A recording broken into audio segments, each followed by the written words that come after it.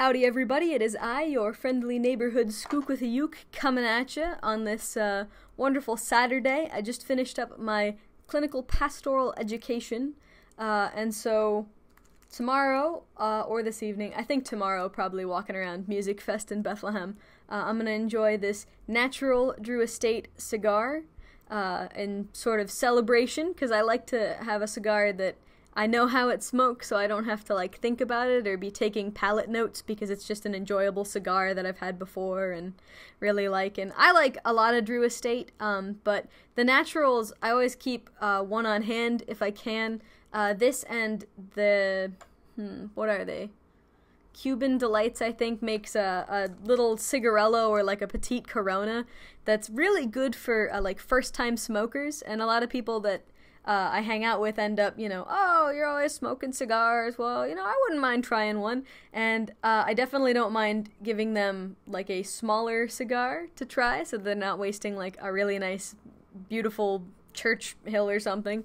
But the other thing that I think is, this is like a sweeter cigar, like the wrapper has like a sweet coating on it, and sometimes that really helps people bridge the gap between, I've never smoked a cigar, to this isn't that bad, into, now I can try something else that might have a little bit more of that like cigar punch that a lot of us are looking for as old cigar pros or whatever, that we really just, when we want a cigar, we want a cigar. And so I think it's like a good bridge kind of cigar. I'm also just going to go on a walk with my dog and enjoy this Duke Dr. Graybo from Sue Dunhill. I think I'm probably going to have Lane 1Q in it, just because it's one of those kinds of days. And it's a little humid here, and I know Lane 1Q, like, when you know how it smokes, you can kind of, like, work with it a little bit more with the moisture. But I just kind of thought that I'd share my thoughts on a little bit of a philosophical conundrum that I've had going on. Normally my videos are like happy and peppy and upbeat and everything, so sorry to throw death at you. If you're not in the kind of mood where you want to deal with this, you can always like add the video to your watch later, or just like skip out and watch other videos and watch other content creators. I'm sure a lot of people have great vacation videos right now. But I was thinking about the term of like honor in death, and I was kind of thinking about it again more recently because a country music or like folksy kind of music person that I really like, Reina Del Cid, has this song called The Cooling, and in it there's a line that there's no honor in death anymore. And having just spent a lot of time working in a hospital with people at many different stages of health, from in for a minor surgery and having, giving birth and all these wonderful things, but you've also got people who are near the end. And I was just kind of thinking about the honor of death, and honor being defined as like high respect and esteem, and that I was blessed to be able to work at a hospital that put people's personal autonomy and their right to kind of choose their healthcare plan very highly. It was so highly regarded, and I really appreciated that. But I was kind of thinking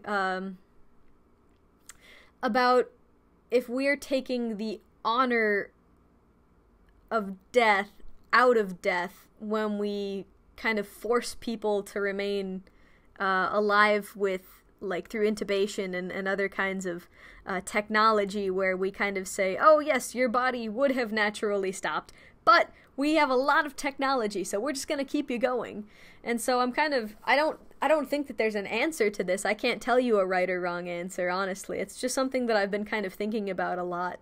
And I've been kind of trying to ponder and figure out, when you've got somebody whose heart is pumping from a machine, and their lungs are being filled with air from a machine, and everything is being regulated through machines, do we kind of take God out of it and take away, like, I think we do in a way take away the natural progression of life with the things that we can do? And I guess my question more or less is, should we? And I know that every case is different and unique, and every family and every person is different and unique, obviously. I'm not judging or passing critique or any of that stuff. I just kind of, I've been thinking about it and struggling with it a lot, and so I guess I was just kind of looking for like an outlet to put out there and say, is anybody else kind of thinking about these things, or has anybody else had experience with these types of situations, and how do you, I guess, deal with the notion of honor,